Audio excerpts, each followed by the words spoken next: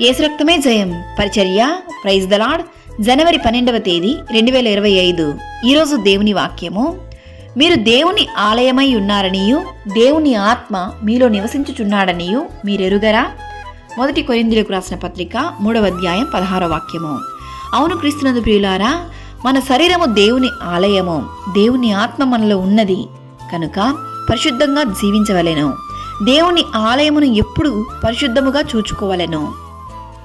ఎవడైనను దేవుని ఆలయమును పాడు చేసిన ఎడల దేవుడు వానిని పాడు చేయును. దేవుని ఆలయము పరిశుద్ధమై ఉన్నది, మీరు ఆ ఆలయమై ఉన్నారు. మనము ఆత్మను అనుసరించి జీవించు వారమైతిమా? ఆత్మను అనుసరించి క్రమముగా నడుచుకుందుము.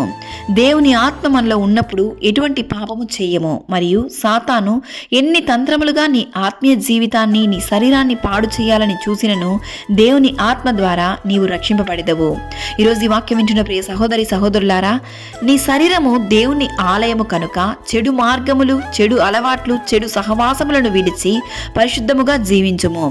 దేవుని ఆత్మ నీలో ఉండి తొలగిపోకుండా ప్రతిదినము పరిశుద్ధతను కాచుకొనుము. యథార్థ హృదయంతో దేవునికి ప్రియమైన బిడ్డగా జీవించి ఆయన నామమును మహిమపరిచే పాత్రగా అనేకులకు సాక్షిగా జీవించము. ప్రభు అయిన యేసుక్రీస్తు కృప మనందరికీ తోడయుండును గాక. ఆమేన్. God bless you.